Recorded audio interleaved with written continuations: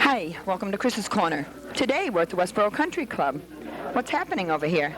They're not playing golf right now. We're all indoors. And what's going to happen in just a few minutes is the reunion, the 50th year reunion of the 1943 State Championship Westboro High football team. Now that's a mouthful. The excitement in the room is absolutely fantastic. It's great to see folks that haven't been together in many, many years. It's just great to see that old camaraderie comes back the minute they walk in the room. We're going to have some speakers in a little bit. We've got Joe Mawhinney here. The hosts today, I believe, are Carol Fay and Ralph White. But there are some familiar faces that we see around town every day, and then there are some that we haven't seen in many, many years. So for now, let's just take a walk around and see who's here. Come on.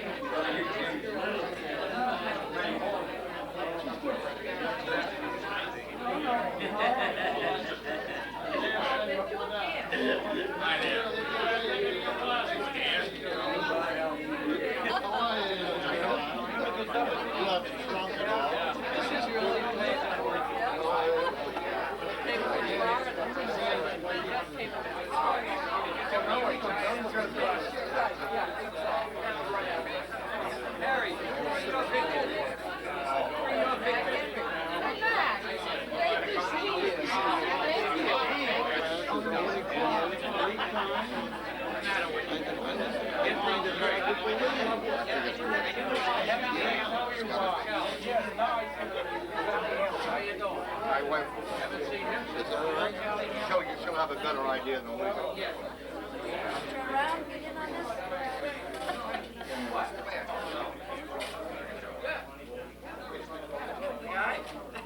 Hi there.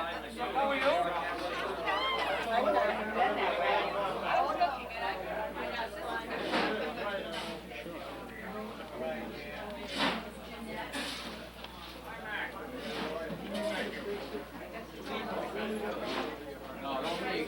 Stevie.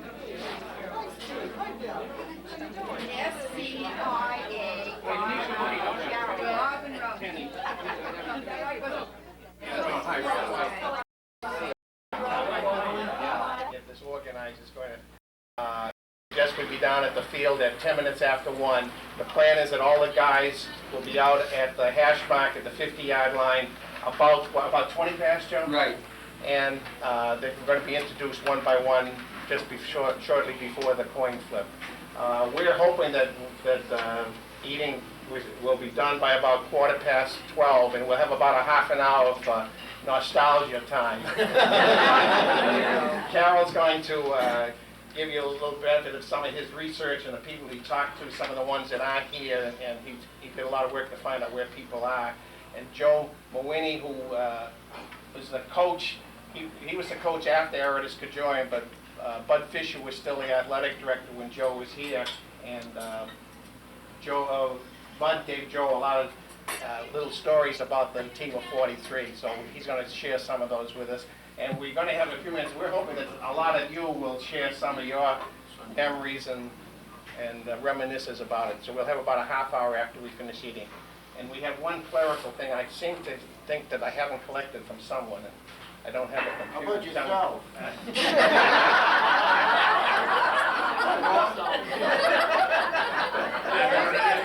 I don't want to.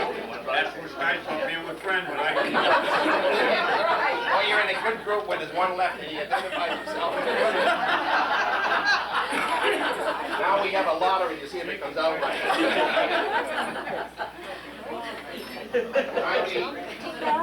Very well. Thank you.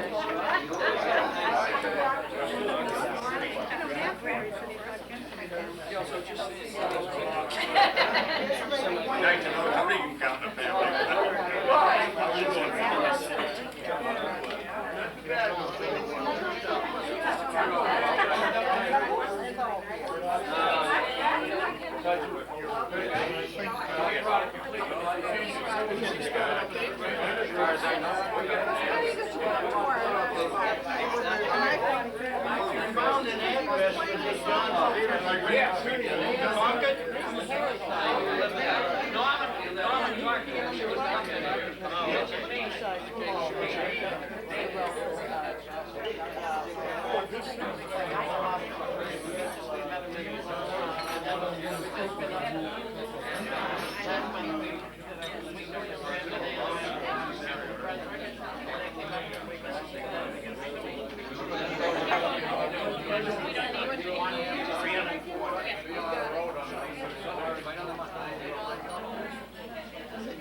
Franny Annabelle, cousin to our cameraman, number 10.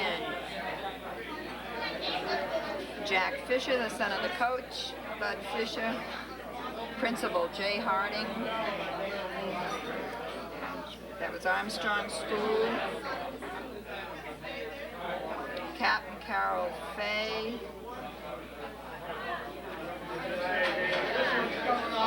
Coach Harold Fisher, Bill Whalen. The manager was Norman Bennett. There's Paul Mason and Ralph White, one of our hosts today. Erford Kemp, Malcolm Henry, James Spear, Leonard Giblin, John Seelan, Thayer Witten, or Whiten, Harry Lindsay, Ray LeBeau, Harold Annabelle, another cousin to the cameraman, Ed Tatro, Aradis Kajoyan, Edward McCary. Who did I miss? Here's Harold McGlory. And that should take care of the team. In the middle we have Philip Butterfield. Fran Marcy is over here. We're over here in the corner. Start off and embarrass everybody with their mouth full. Jim Harvey Sr. Wife Janet McGlory. Well, why did you say Jim Harvey Sr.? Because you said you're not at the farm. That's my son's farm. Oh, thank you for telling us that. That's at Harvey Farm up there on South Street. I understand. Okay, so we have Jim Harvey Sr. with us. And over here? Janet McGlory Harvey. Thank you, Janet. Now, will you tell the people at home who you are, because they didn't see your face. I'll go this way. Hi, Charlie. Janet McGlory Harvey. It's wonderful to see the same faces. Now, let's see. We've seen each other at the farm. We've seen each other on the parade route. We really have a lot of fun.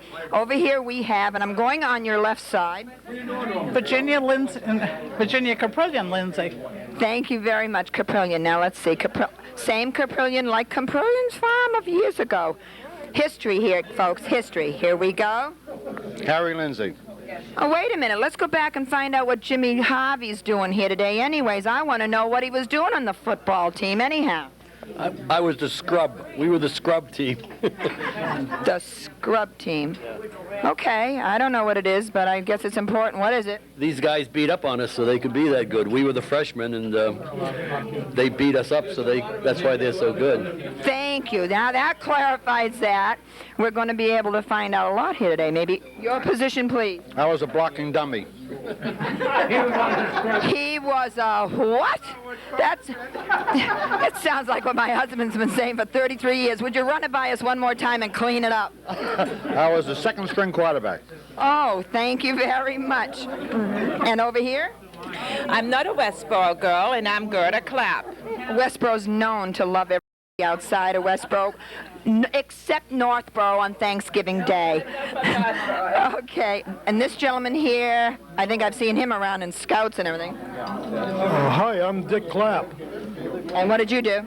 I don't remember. Well, this is the 50th reunion. I don't remember yesterday, so it's all right. I know he was there because... he was wearing... All right, now let's go over here, these clowns. Have you remembered what you did yet? Is there anybody in the room that remembers what Mr. Clapp did back 50 years ago? Raise your hand. I was left out. He was left out. And wait a minute, the manager just put his hand up. Norman Bennett, what was he? He was a center. The captain said he was a center. He was the center of attention, and he doesn't even remember. Okay. Here we have... Oh, let's go this way. Hi, I'm Joni O'Brien Wood. and I wasn't a center, and I wasn't a guard, and I married, I was a cheerleader. I'm married to Woody, Bob Wood. She had to be a cheerleader. She's been in the chorus 100 years. She's done everything. Now see who this is. Bob Wood. I was on the scrub team with Harvey. You know, we had the cleanest team in town. Let's go. Ray Lebo was a halfback. Thank you. Wait a minute. And my wife, Jeanette McDonald. Jeanette, can she sing? She can sing. Just ask her. All right. Well, maybe if we got Nelson Eddy, she would. Hold on a second here. You know, I ought to go. Let's go over here and hear from Jeanette McDonald what it's like to be married to a man with only half a back. Oh, it's wonderful. And do you sing, Jeanette? No, I don't. Well, thank you for talking to us. Who we got over here? I'm Jack Fisher. I was the son of the coach. Are you? I got to carry the water bucket. You know the sons of ministers, the sons of coaches, the sons of polices, and the sons of blanks always get. But you're pretty proud of that man, aren't you?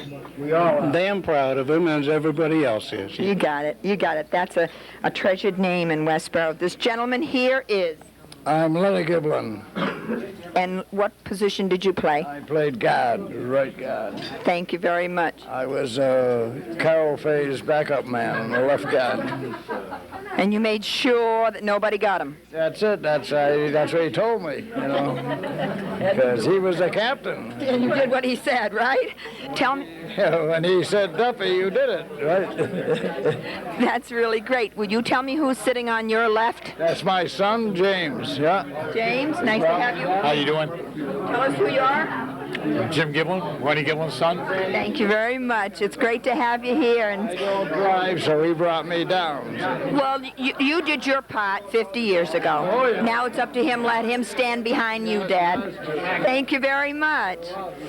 Okay, now I know we're excited over here about getting on camera, so here we go. Okay, I'm Connie Foster Henry, married to Mac Henry. Foster, do I know this name Foster in this town? Yes, I do. Well, we have a son and grandchildren here that are at least 10 generations of Foster Forbes. South Street. South Street. Have we got a Jane Lassen sister? Well, we might as well say hi to Jane, you know, say hi to everybody, because this will be in town, and she'll get a kick out of that. My son, Stephen, our son, Stephen Henry's in town. How about we say so hi to Stephen? He'd be more kick out of it, I think. Did you say grandchildren are here? Did you say grandchildren are here in town? Do you want to, let's give them a little plug? So we have Adam and Samantha. Thank you very much. That's very nice. Yeah, Mac Henry. I was left tackle. Do you want to tell us what it was like back then, or just a little bit about what it was like? Well, I played alongside of Carol Fay, and the two of us are an absolute dynamo on the field. Absolute, just wiped them out. Just wiped them out. Well, you must have. I saw the trophy. Thank you very, very much. Over here we have Sue Fossey Wood, married to Ralph Wood. My sister still lives here in Westboro. Jane Fossey Dunphy on Maynard Street, and we live in Vermont. Have for 36 years. And my husband, Ralph. So you never, ever take the Westboro out of anybody, because no matter where it is, there's still a little bit here, isn't there? Okay, now let's go over here and find out. My name is Ralph Wood. I was a halfback in those days. I didn't contribute very much to the team because at that time I was just a freshman. But glad to be part of the whole affair. You must have contributed enough in spirit. Every team needs the spirit behind it, so it's good to know that. Let's see who's over here, please. I'm Shirley White. Oh, tell them, because that face should be on television. Tell that man Charlie over here, he loves pretty women. He got me, it's too bad. I'm Shirley Christie White. Is that like John Christie? There's a Christie family in this town? I was born here in West. Now, was there a superintendent or a principal or... I'm trying to remember. Mr. Armstrong. Right. Thank you. Thank you very much. I'm Ralph White, and we're happy to see the whole gang back. It was for us 1943 was a big event, and we think it deserved recognition, and we're glad so many people felt the same. I'm Carol Fay, played guard on the team, was also the captain, and I'm here to celebrate the 43rd team of 43. Carol, you are the captain. Would you do me a favor, but while we're waiting for the meal to come out, would you just, we all know the Fay name in town, too. There are so many good old family names here. So would you tell us at home, Fay, where's that from? The Fay? Well, it's come down through the generations, and it goes back to when the King of England deeded the property that we're now selling. They deeded it to the Fay family back then. There's that many generations. It's back in the 1600s and something, yes. Go find out who this gal is over here. I'm Marion Newhall Fay, married to Carol. I've lived in Westboro, 55 years, I guess. You're not leaving, huh? And what? You're not leaving. No. You went out for a while. Through and through? Yeah. We knew he was. Okay, who have we got here? I'm Ann Massey, and I'm from rival Hopkinton, and I'm married to Fran Massey, who was on the team. She didn't mean to say Hopkinton, folks. She just couldn't help. You know, we do have loyalties here. I mean, when I go to the Cape, I do mention Westboro. Maybe it's because I wear Westboro shirts, Westboro T-shirts. All right, we'll forgive her. Let's go over here. Hi, I'm Fran Massey, and I played right tackle. I also kicked extra points, and I married Annie, and she's a rival. Man, that's what you do with a rival. Hold that right up there. Channel 11. I don't like to condone violence, but when it comes to gonking or conking, I'll gonk. Go right ahead. And we're still victorious. Are you still married is all I want to know. Thank you very much. Don't do it again. Yes, Chris. This notorious man is? Paul Mitchell. And he? Do what? What did you do back? We know what you've been doing lately, but what did you do 50 years ago? Well, 50 years ago, I was one of the smallest people on the team, 13 years old. And I believe I was 5'4" and 140. And then after that, I grew. After you grew up, what did you do? Because we know you must have been the saint of the team. So I want everybody at home to understand what you did for a living after. Well, after serving 3 years in the Army, I went in the Massachusetts State Police for 20 years. State trooper, they were called, weren't they? Well, Massachusetts State Police. There's a very tricky thing about that right now.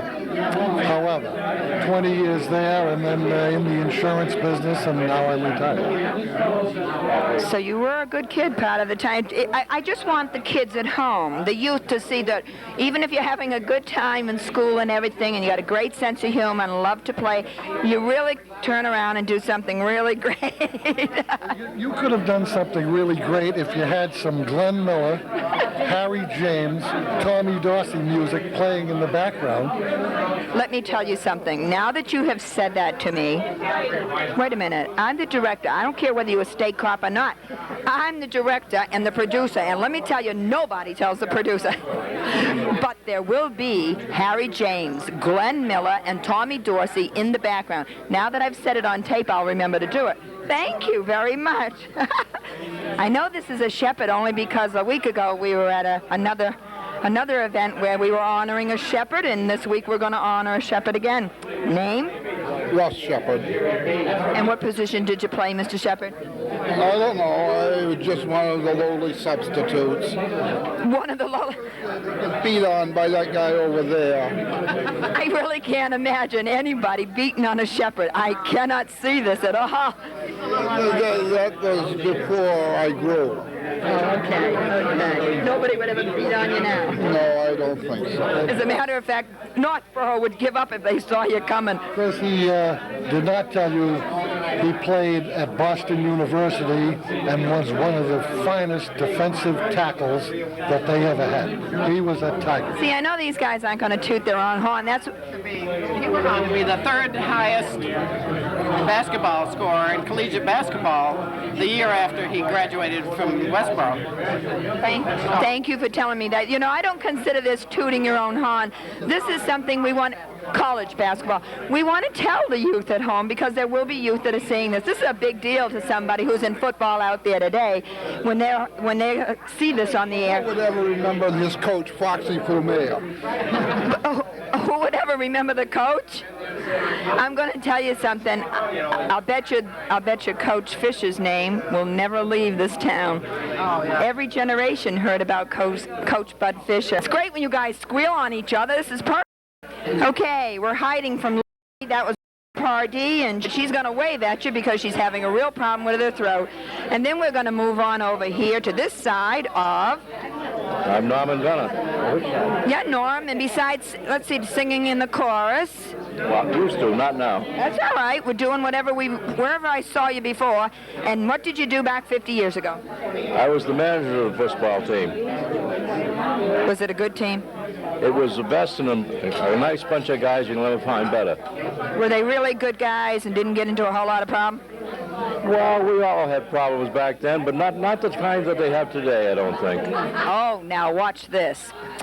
This is Mr. Sciarro, S-C-I-A-R-R-O, Fairview Road. Where do I see him all the time? Town meeting. This is one of the loyal few. Now, that's something to tell you guys. Not only can they go out and win a state champion, but they do show up at town meeting.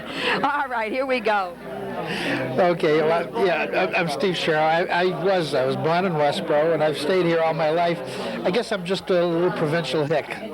Now, you know, Hick, you're one of the most fun people I know. So now watch this. Turn your face and show those people at home who you really are. Hi. I wanted you to see him because he was born in Westboro. There's not many of us around. No, I shouldn't say us. I wasn't born here. My heart was born here when I was a junior in high school. What did you do in school, Mr. Hall? Oh, not much. I mean, on the football, did you tell him what you did on the football? There's a man after my own. Mr. Baker was so glad to get me out of his English class that man I thought would give me an A just to get rid of me.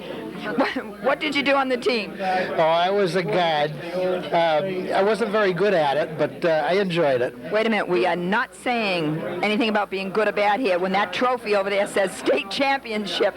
All right, we're going to move right on, and over here we have... Beverly Sciarro. I wasn't born here, but I might as well be a resident. I've been here since 1947. I've been here longer than most people. It's going to be hard for you to turn, but can I ask you just to turn a little bit, just to wave in case we have family at home? Thank you very, very much. And over here we have... Jimmy Spear Center. But tell me what happened 50 years ago. 50 years ago, I was lucky. I played on this team. Yeah, you were lucky, all right, and I guess they were lucky. You know, you're so proud of your dad, but I bet your dad was pretty proud of you. He had his moments. Oh, hey, listen, every parent has their moments. Mine did, too. Ask Miss Kane. We're coming over and talk to the people on this side of the room. Hopefully we're going to stretch. If not, we'll find a way around it. Over here we have somebody named Tripe. Yes, my next oldest brother. It was called Tripe? It was Tripe, and I could even tell you how he got the name. Go ahead. Okay. My mother sent him up to the store one day to get a roast for Sunday, and they didn't have it, and Bill Ford said to him, why don't you take home 7 pounds of tripe? He says, that would be good for dinner tomorrow. That's what he did. He brought it home, and from that point on, he was nicknamed Tripe. That's great. That is really great to hear. Want to tell me how you got Lulu? I think there was a cartoon in the movies, and Babe Giblin, who lived next door to me on Cottage Street, pinned that Lulu on to me, and I carried it all the way through the time that I've lived in Westboro. Are you related to a glory girl over there that Jimmy Harvey married? You mean that beautiful young girl over there? I mean that beautiful woman that has never, ever changed. I certainly am. And how are you related? She is my younger sister. There was a big McGlory reunion, was there not? Right. A year ago, August. How many people showed? I think we had around 50. Well, Westboro, Lulu's back in town. Let's go on here and see what else is happening. If I choke any... You all got quiet there for a minute.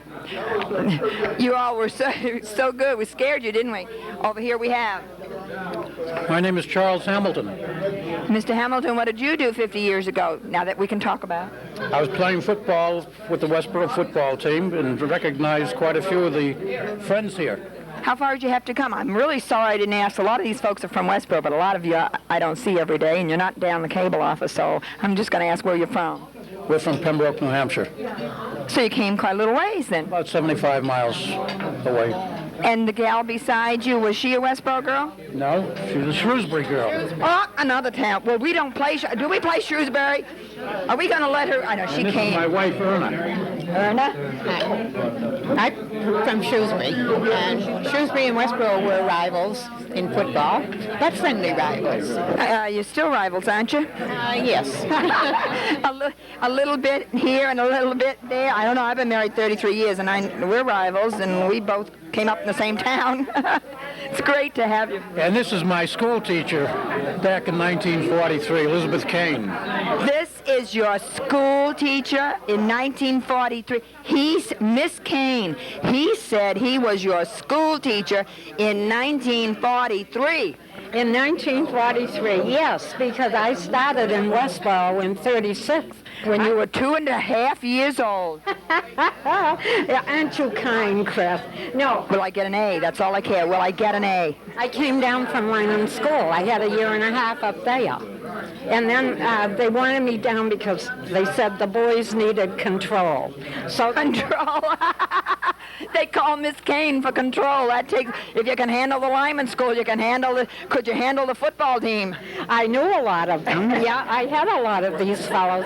But Miss Gilmore retired, so they wanted somebody down in the 5th grade. So I came down there in 36. I'm Joe Mawini, assistant at Westboro High School, and I was fortunate enough to work for Bud Fisher and take over for him when Bud retired. And I was the athletic director for about 25 years.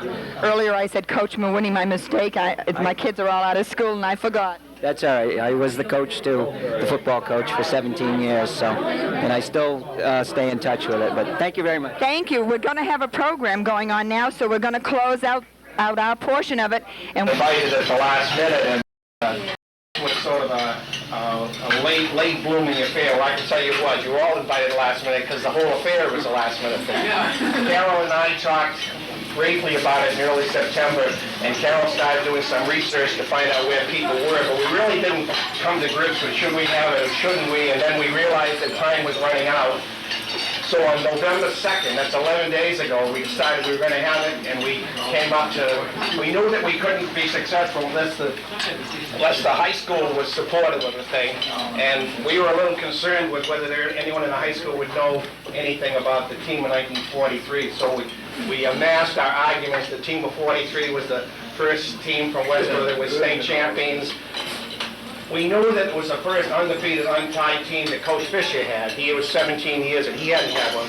We weren't sure, but we said it was the first undefeated team in the history of Westboro, and no one's challenged us yet anyway.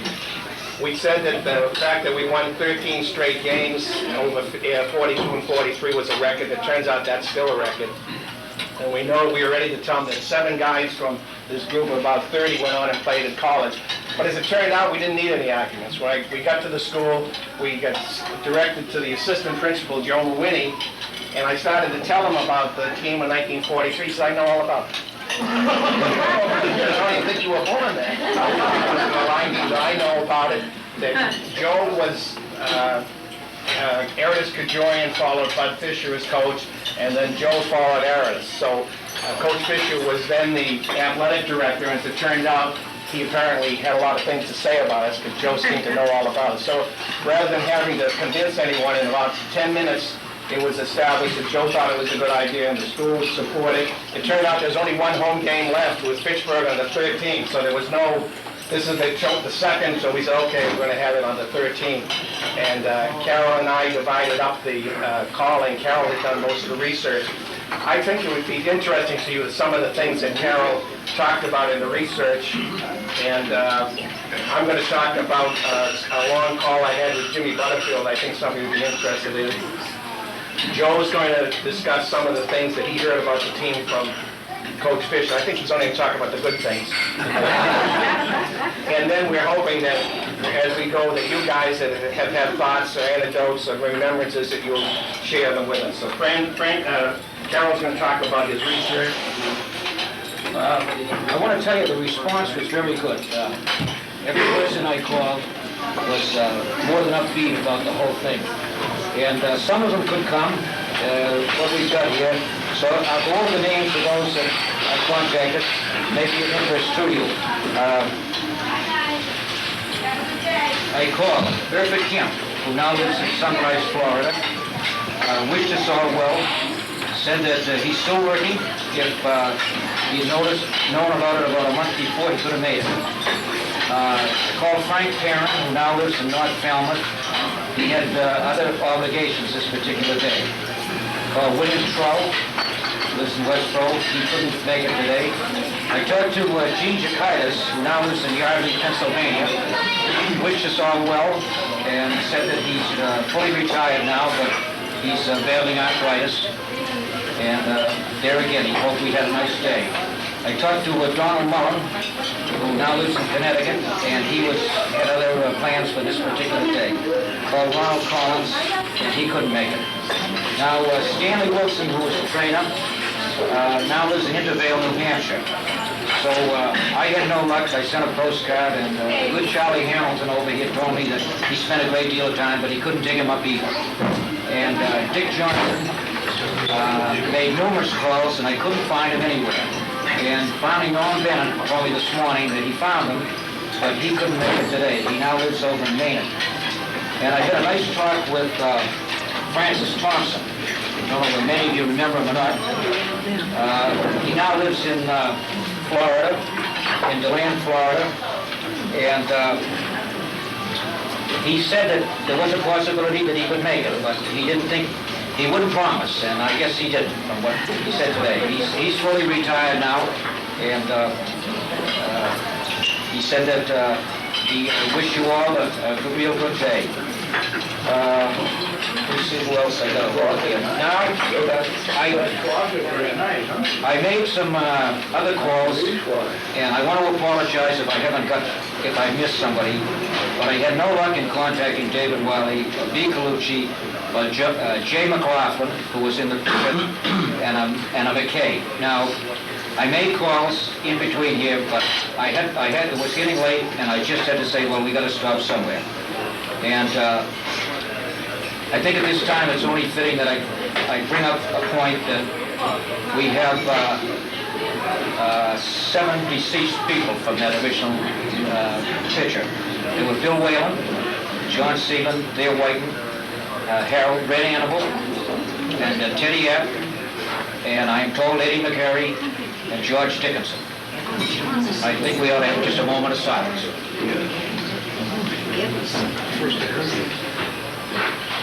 And Jack Fisher will talk about his father today. I'm going to leave that up to Jack. I want to tell you that we want each and every one of you to just get up and say it, whatever's on your mind, whatever it is. And the other thing that I want to bring out at this time, that after the game or during the game, please go to my home that's on Charles Street in Westboro. It's next door to the yellow house at the very end, 37. My wife has an open house there for you. Please stop. Stop in. We have one more deceased brother. Jack Butterfield. Have a drink there, Jack Butterfield is correct. I made a mistake. We'll have a drink there, we go down. We're down to our house? Down your house. I have to tell you, you'll have to bring it internally.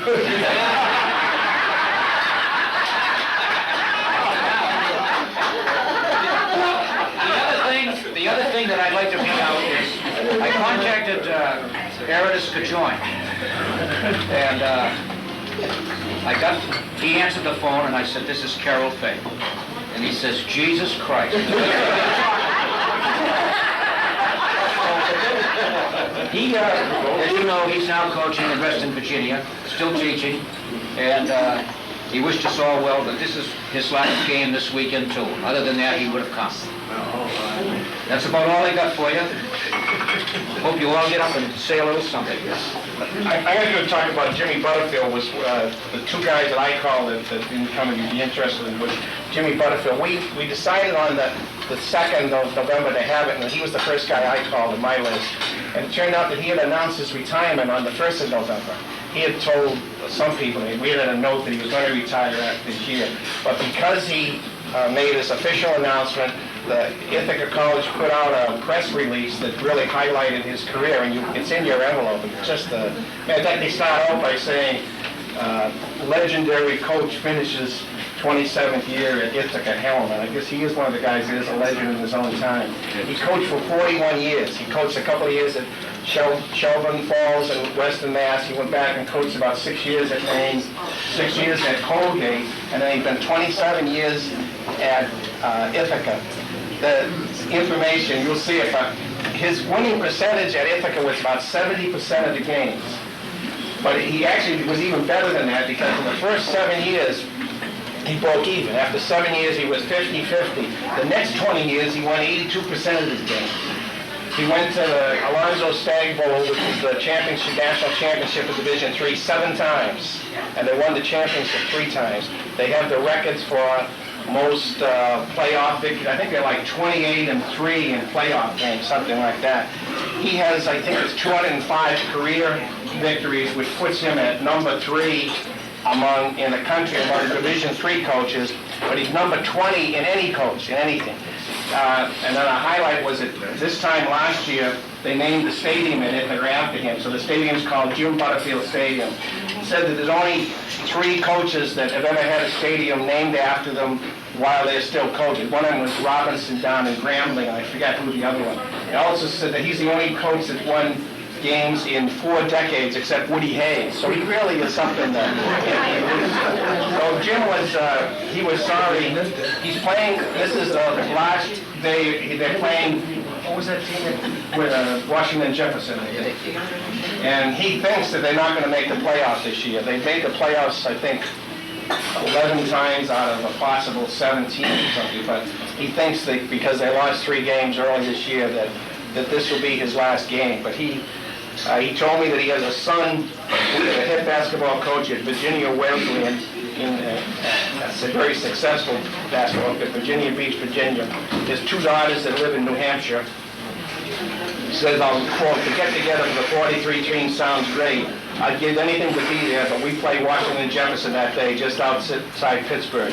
Please tell all the guys that this is the last reunion I'll miss, and I don't expect the next one to take such a long time being set up. So I'm sure you're going to enjoy reading what's in there. The other, I had a long talk with Franny Annable, and Franny lives in a little town in Colorado. You may have seen there's some pictures of. He lives in a town called Nederland. It's at 8,500 feet elevation. It's 1,200 people. It's near Boulder. He retired from a job at the University of Colorado a few years ago. He's got 4 kids. His youngest is a daughter that's graduating from law school this spring. In fact, he was anxious with me that he hoped that our 50th high school class reunion didn't coincide with the date that his daughter is graduating. But he was very interested. I think I'll see. I quote what he said. I'll just say that at the end, he told me that he's retired. He's now studying philosophy and writing short stories.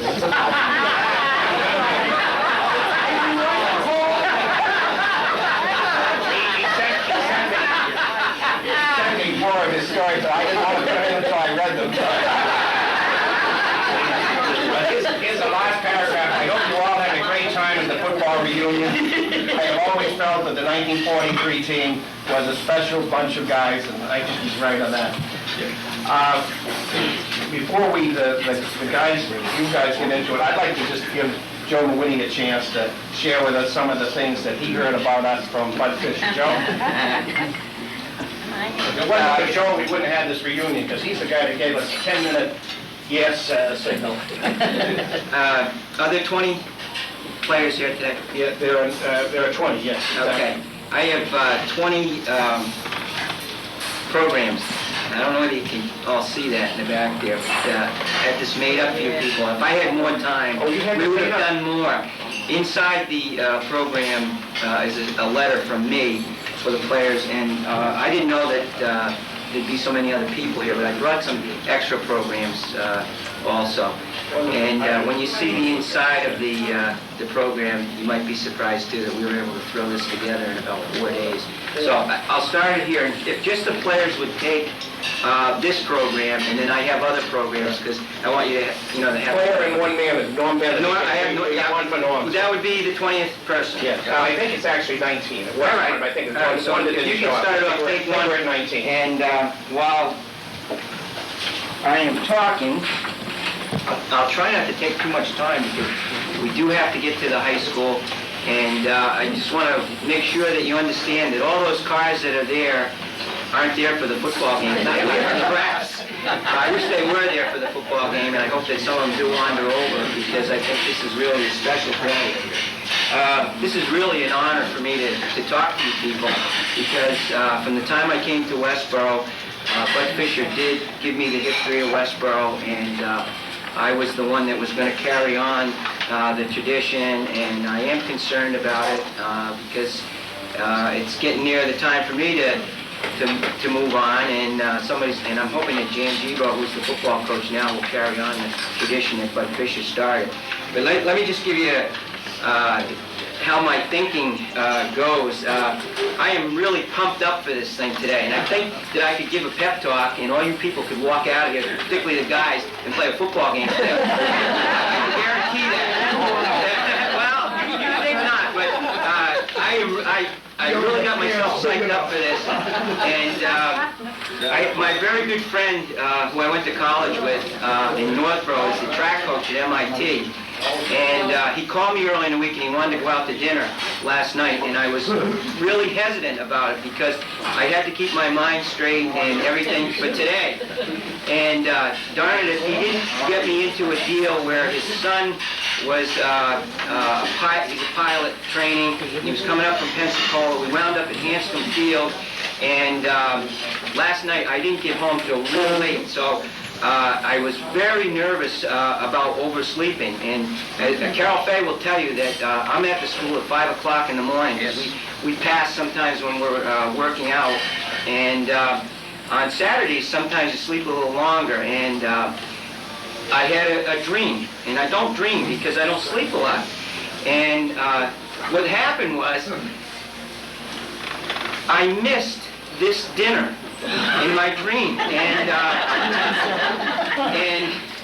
I was really sweating it because I had to lead you to the high school. Was you couldn't find your way to the high school, and the whole thing. It was a nightmare when I was going through this, and I got to the high school in the second period of the game. And I was real nervous, and wouldn't you know who met me at the top of the hill but Badie Fisher, Bud's wife, and she went up one side and down the other about me carrying on the tradition and what the hell was I doing? I wasn't there to take onto the field. And I did wake up in a sweat, and I realized that I didn't miss you people, and that I was here, and it was going to happen, and everything was going to be okay. But working for Bud Fisher was a tremendous time in my life. The guy was an absolute genius as far as I was concerned. And Bud and Badie were wonderful to me and my wife and my kids. And by the way, my daughter's here. This is Leanne. Just happened to stop by. Brian Simonelli's here too. Right? Okay. And he was an absolute genius as far as I was concerned. The stuff that he did and that he created to carry on physical education and athletics at Westboro. I mean, when you get up to Westboro High School and you see what we have today, the field and the stands and the press box and the announcer, I mean, Bud did all that himself. When I first came, I did have to line the field and do a lot of those kinds of things, you know, that people don't do today. But he had all the ways and the means of doing these things. So I was very fortunate to work with him. And the one thing that he said was, I'm going to give you the history of football and sports and athletics and how I did it, and I want you to carry on. And I think that I've done a pretty good job at that. And when Ralph came in that day, it was a very hectic day, and I called him back the next day and I apologized. I think we had about 14 interruptions in the time that we were in there. This kid did this, that kid did that, and I was, you know, up and down, and in between you kept saying yes, yes, yes. Yeah. That was no problem. And of course, my good friend Carol here, I see Carol all the time, and he's an inspiration as far as I'm concerned. And in fact, I had Carol speak to one of my teams one year, 1966, and we played a pretty good game on Thanksgiving after we did. I was also fortunate, and I see if I got this right. I have had children of people in this room. Jim and Janet Harvey, their boys played football for me. They were terrific football players. And Harry, Lindsay, didn't have any boys, but the daughters, a couple of daughters I believe I had in school.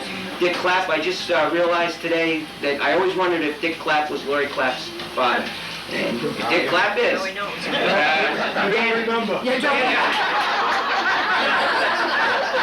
by the way, is a good friend of my daughter, Leanne's. And Fran Marcy, I had Fran Marcy's kids, and Paul Mitchell's kids, and Bob and Joan Wood. And Norm Bennett, I asked him today if Steve Bennett was a manager for me, and it was his nephew. So Stevie Bennett was a manager for me. And then Steve Sherrill, right here, had kids that I had in school. And I don't know if there's anybody else here that I missed, but I knew all the legends and all the people that are in this room today, and I'm very happy that I got to be able to do this for you, and I hope the rest of it works out and you have a grand time today. One thing that I did bring, Bud Fisher was a saver.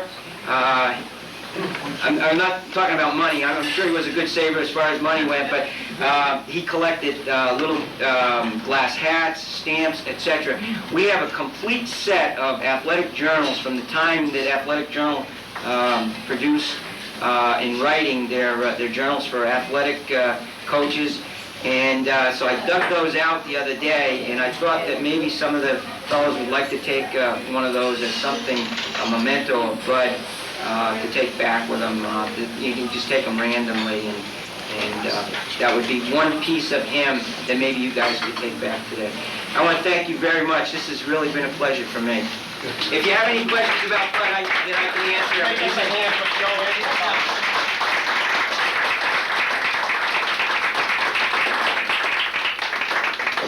We got about 10 or 15 minutes, so for any of you guys, Jack Fisher, I hope that you would share with us some of the thoughts of what your father might have had to say about the team. Just, you could do it from right where you are. Yep. He started off by saying,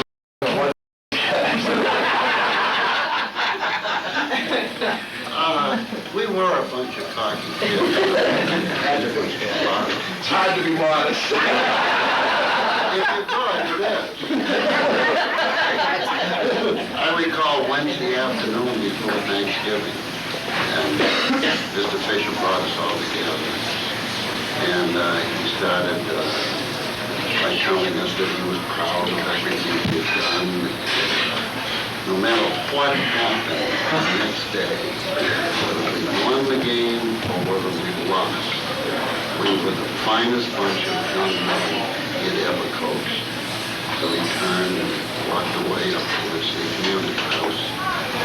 And I don't know who it was, whether it was Carol, Ralph, or myself, or somebody. He said, gee, I think we're going to lose.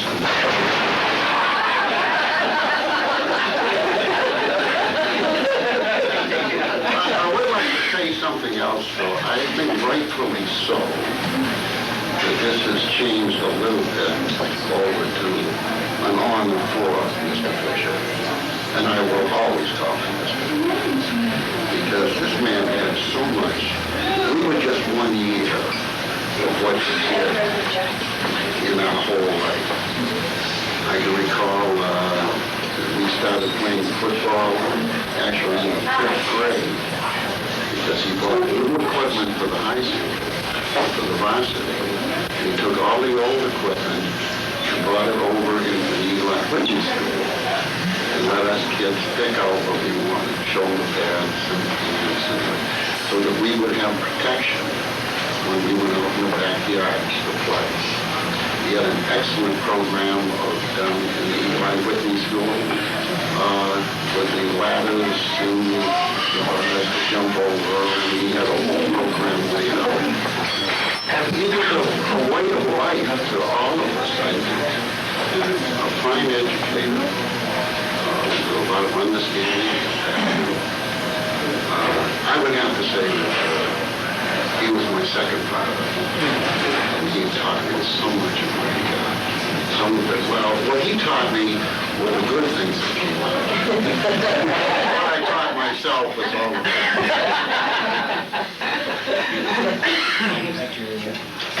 I had that feeling that, you know, like there were 7 guys who went to play in college. I think that's a tribute to Coach Fisher more than anything else. I know I found experiencing when you bump into guys that know some things you don't know, but they don't know how to block and tackle like that. He made sure everyone knew the fundamentals. Did you find that out, Paul and Russ, that you got the fundamentals? Very true. Yeah. Anyone else? Any comments? I remember this particular team was not a heavyweight team. It averaged somewhere around 150, 160, didn't it? I think so. That's the paper said that. It was about 100. Mac was the heavyweight. I think he weighed about 165. Was you the heaviest guy on the team? 165. Yeah. I wish I weighed that.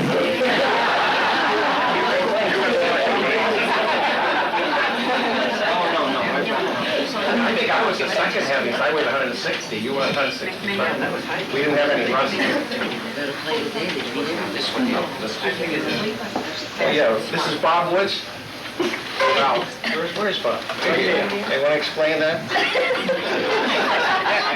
Well, everybody knows what it is. It's one of the ones that we used to wear before they had the face guards and all that other stuff. And this was considered in our day one of the better helmets of any of the teams going. And how I ended up with it, as Lulu said, Coach Fisher, he made use of all the equipment he had. He just didn't send it back to the 5th grade. He sent some of this equipment to the M&M when we played. And we had the best equipment then, after the high school got through. And this is one of the helmets that I had when I was in high school, and one of the ones I had with the M&M. Better show it to Mr. Clapp. He doesn't remember.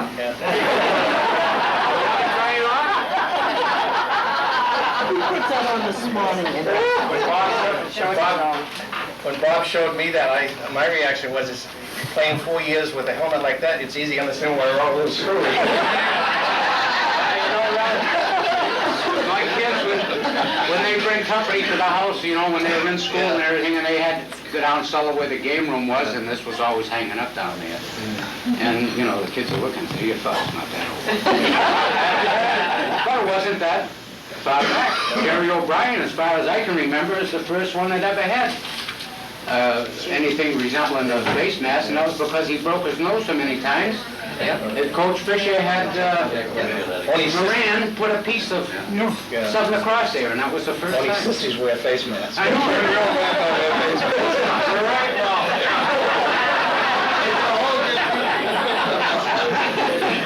Chip would have a tough time today trying to get one of those guys in the nose.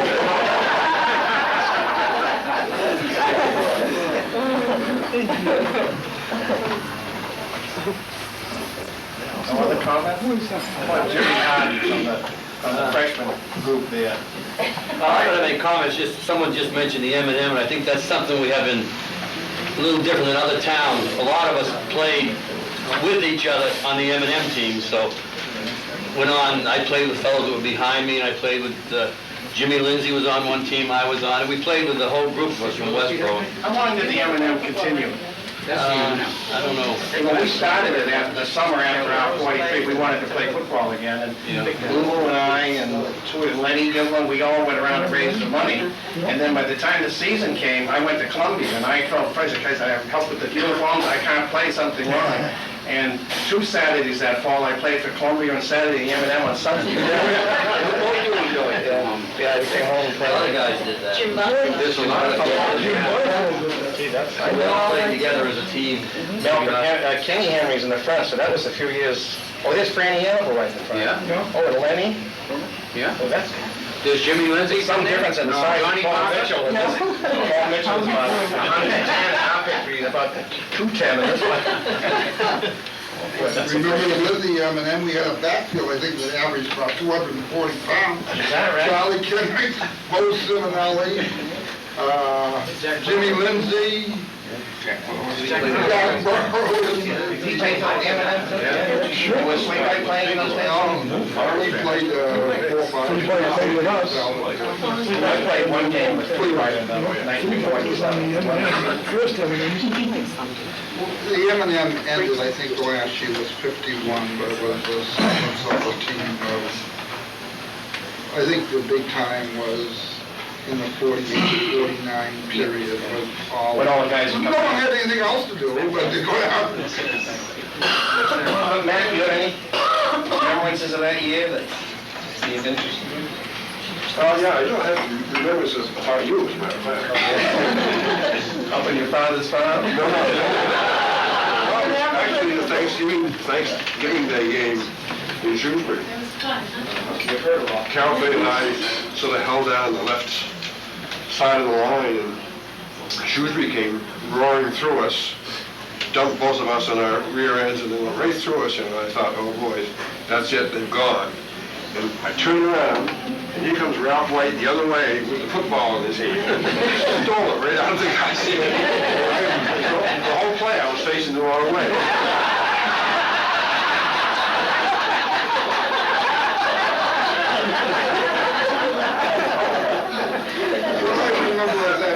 Was they had one of the most unique offenses that I think has ever been devised. It was known as a triple spinner. Yeah, that's crazy. And then the feature play was the Milkman Express. That's right. And I think the year after you fellows left, that was the end of the triple spinner. Where does that come from? Where does it? I don't. That went back to when Fleabite started first with that group. Did they originate? I mean, don't come up with That was Mr. Fisher did that. incredible system. Yes, it was. You know, there was another coincidence that I meant to mention. I thought that Joe found that when Joe Woody told me that when he was a senior in his high school team, he was the captain of his team. His coach was Don Hawkins. Don Hawkins was the captain of Shrewsbury. And Don and I went out to Columbia together that time. He was your coach for your whole career, I guess, was he? Yes. I went to his retirement in 1990, and I brought the program because I know that you went to Columbia, and you often talked about the Westboro rivalry. Not when I was going to school, because how did you know I was going to wind up here? It was quite a coincidence. One more thing, these nicknames that everybody had. I always thought that Bud gave everybody the nicknames. Some of them I tried to remember, like Hard Rock McDaniel and Fleabite McMahon, Cement Head Piper, and there was one guy, and I can't remember the name. He called them Numbnuts.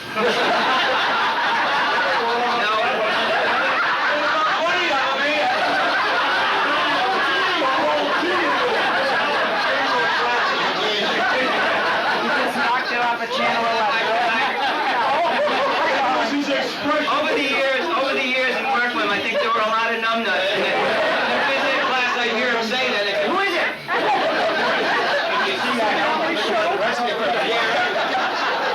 Hey, Coach, this is a family show. I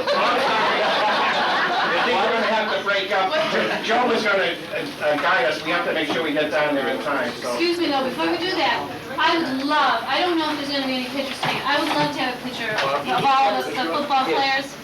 So on the way out, maybe we can do it on the porch? All the guys on the porch on the way out. See it. We're going to go.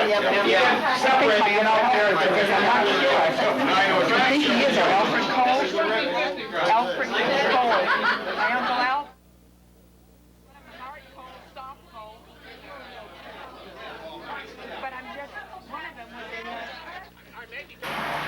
Here comes Jimmy Beer. We have another broken finger.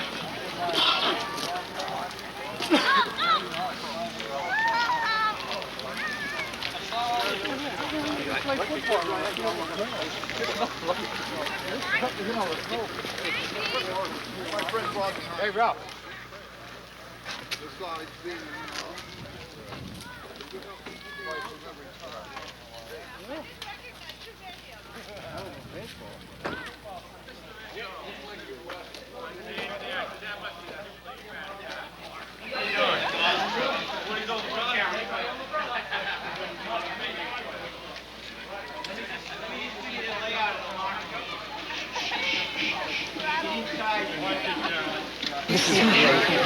This is Timmy. Hi, Paul. How are you, Chris? Hello, Ramo.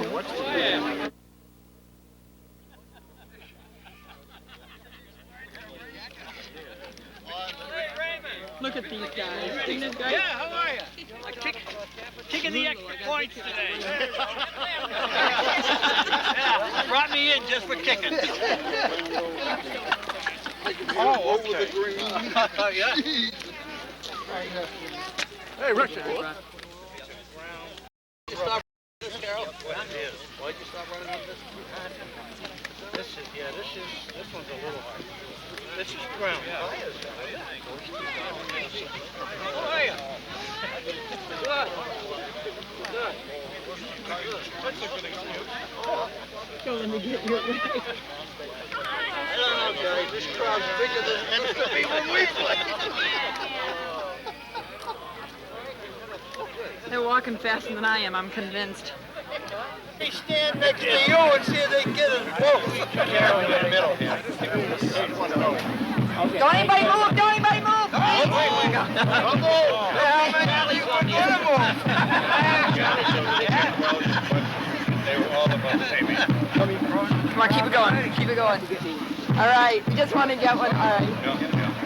Everybody smile. Oh, it's the only thing that won't break. You'd be surprised.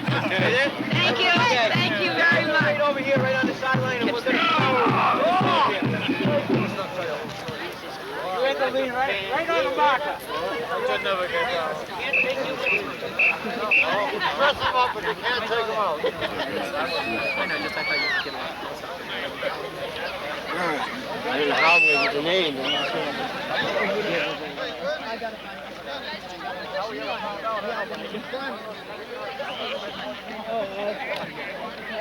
Howard. Oh, okay, yeah. Oh, they got to perform. Let me help you take.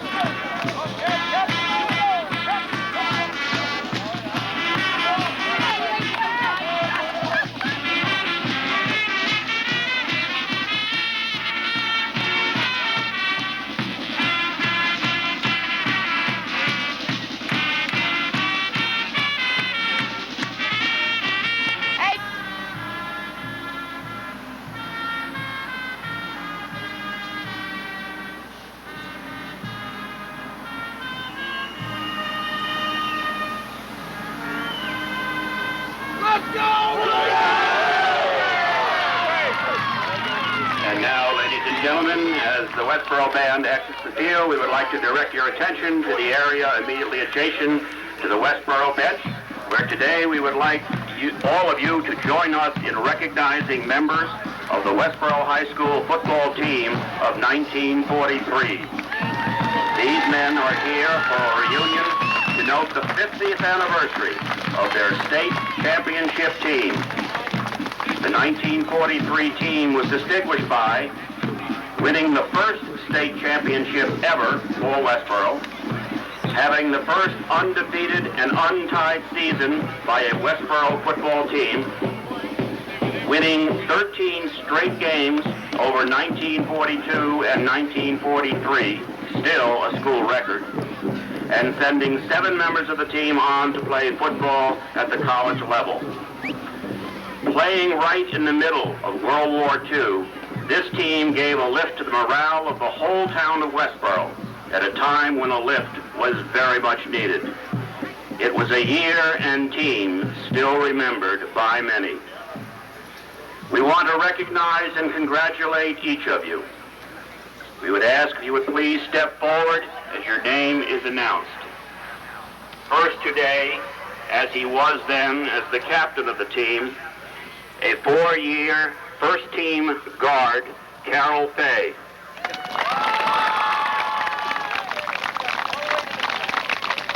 And now, in alphabetical order, the manager of the team, Norm Bennett. A guard, Dick Clapp. Also a guard, Jack Fisher. Lenny Giblin, a guard. An end, Jim Harvey. At tackle, Malcolm Henry. Also at tackle, Ken Henry. At halfback, Ray Labine. The quarterback of that team, Harry Lindsay.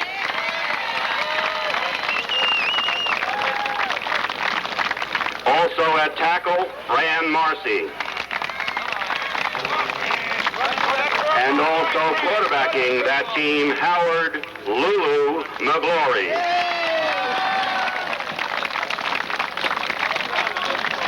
A halfback, Paul Mitchell. A guard, Steve Ciaro. The center, Jim Spear. A tackle, Russ Shepard. At end, Ted Tatro. In the backfield, at halfback, Ralph Wood. Also at halfback, Bob Wood. Go, Bobby! And at fullback, Ralph White. Congratulations to each of you and to your team on this 50th anniversary of your playing for Westboro. Let's have a round of applause for 1943 Westboro High School football team.